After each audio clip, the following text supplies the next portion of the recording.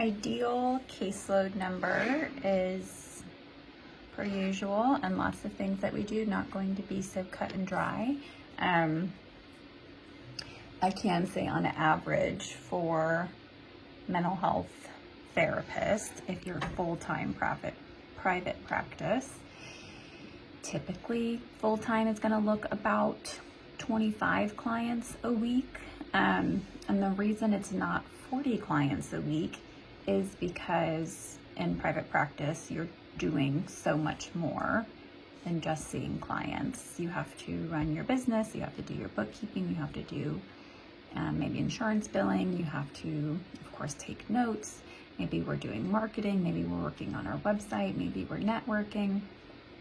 So we've got to factor all of that in, even though it's not directly money-making stuff, it's stuff that runs our business. So we have to factor that in. Typically, how I do it is not exactly I do 5-10 hours of admin work every week, and I do X amount of clinical hours every week. Some people do like to break it down like that just so they can kind of have a gauge. What I do is I work, full days, and I get as much stuff as I can done in those days, whether it's clinical or, practice building stuff. So thinking that through, again, on average, 25 clients a week is full time. If you're working 5 days a week, that can be spread across. If you want to work 3 days a week, then of course you're seeing more clients per day. Ideal caseload factors into the type of people you work with, the money that you need to make for your household, how much you're charging your clients, and just your general capacity. Maybe this isn't your only gig, maybe you work somewhere else. So factoring all of that in, I don't personally feel like there's one right way to start in trying to figure out your ideal caseload, but I do think being intentional in that aspect of that, you're not trying to create a business for yourself that leads to burnout. In the work that we do, regardless if you're seeing 5 clients a week or 30 clients a week, there are gonna be times where we feel burnt out or stressed or overwhelmed, and we wanna kind of keep those things in check, of course, so those don't rub off on the work that we do with clients. But the intentionality behind, we're not trying to set up a practice for ourselves where we have to work or we have to see 30 to 40 clients a week to be able to maintain our lifestyle. So whether that means we don't really know how much it takes to maintain our lifestyle and we need to sit down and personally figure that out, maybe with ourselves or with our household. Maybe that means looking at how much we are charging each client that we are seeing. Of course, if you are seeing less clients at a higher rate versus more clients at a lower rate, that's all going to factor into your overhead and your income, and also how many people you have to see a week. So I always like to think of it as a top-down space. So let's just say we have to make, whatever, $70,000 to contribute to our household. So working back from that. So in order to take home 70% of our pay, we have to make way more than 70% because we have to put away for expenses. We're running our business. We have to put away for taxes, our retirement or, savings type stuff. And then we can kind of break it down from there. So I don't know if we do all the math, but let's just say after expenses and taxes and putting in for retirement, all that stuff, that's $20,000, or I don't know, we're just making up numbers here. So let's just say we have to make $90,000 to be able to bring home $70,000.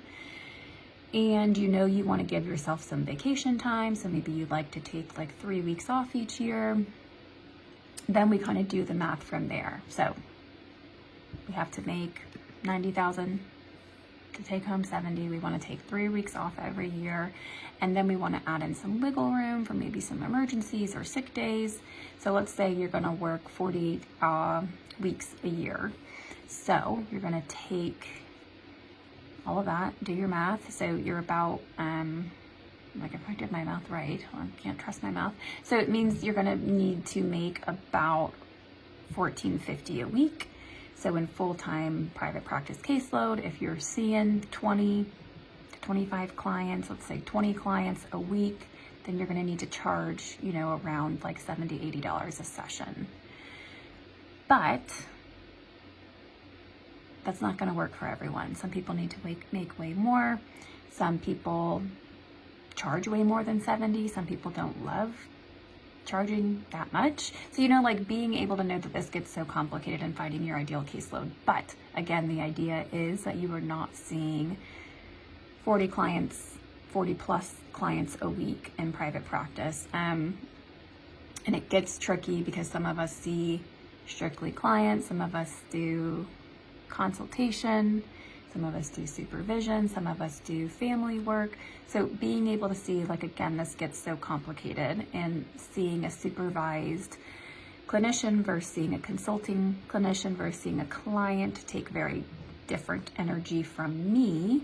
So maybe I know my clinical capacity for my part-time practice is about 8 to 10 clients a week, but that doesn't mean that I don't do clinical supervision, but if I did do clinical supervision, I could still do a clinical supervision. I could still do a consultation and not feel that burnout as I would if I was seeing 12 or 13 clients in my part-time practice versus those like 8 to 10 clients and then 2 or 3 consultees or supervisees. So knowing your personal kind of bandwidth daily and weekly, I kind of think capacity, your niche that you work with. Of course, some of us work with very heavy work, and then your financial overhead that you need for your household, and just really having that intentionality that we're not trying to create like a toxic workplace for ourselves where we have to see kind of an intense amount of clients each week to like maintain our lifestyle.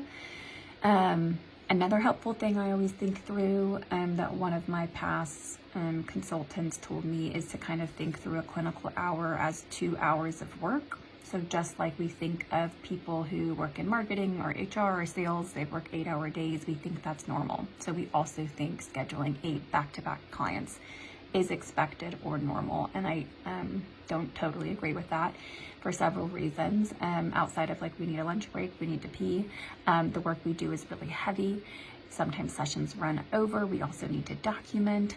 And so being able to think of every clinical hour as 2 working hours or 1.5 hours or something like that. Not even just to factor in like the work that you do with your clients outside of sessions, the doing documentation and all that stuff, but just because it takes from us at times to work with clients. And so it's not like we're just in 8 back-to-back Zoom meetings about like marketing tactics or for whatever corporate type of job your friends might be in. We're in like 8 back-to-back, possibly heavy sessions. And so being able to know that like majority of people's capacity, ideal space is 4 clients a day. Not everyone can maintain that with the financial needs that the world sets on us.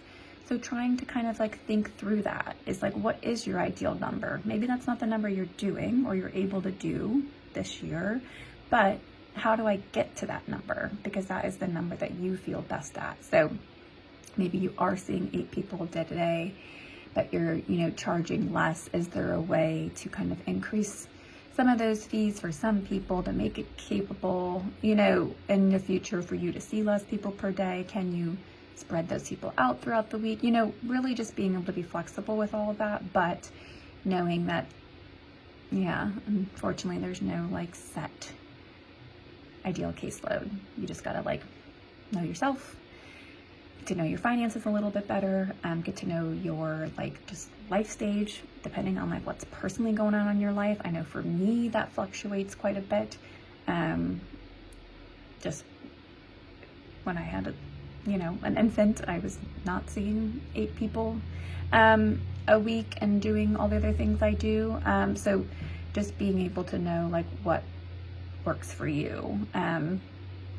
And some of the reason I'm able to have a part-time private practice is because I do other things that bring in income. And a lot of you guys do that too, whether it's in a clinical role or a non-clinical space. And so being able to know and address some of those things that feel a little bit odd sometimes, not having a caseload of, again, like 30, 40 clients and having some feelings about that, like that's totally normal. And honestly, I think kind of good, because we want to push back on some of that like borderline toxic workplace expectation for therapists to have caseloads in the hundreds and to be seeing that many clients each week. Yeah, it's not great for us, and it's honestly not amazing for clients either. But yeah, I don't know, open to comments, feedback. I'm kind of just rambling because there's not exactly a set number. But again, if we give an average, typically for a therapist, 20 to 25 is full-time private practice, expectation-wise. And I'll put in the comments some good podcasts that I've liked that kind of frame this in a good light. Because I know I had a really hard time understanding this in the beginning, and then especially when I went part-time and started doing some other stuff to bring in income, I had a really hard time being like, oh my god, I only see like 8 to 10 people a week, like that's nothing. But reminding myself again, like full-time private practice is about 25 clients a week, and I do this part-time, so that's normal. Yeah, I don't know, questions, comments, open to all the things.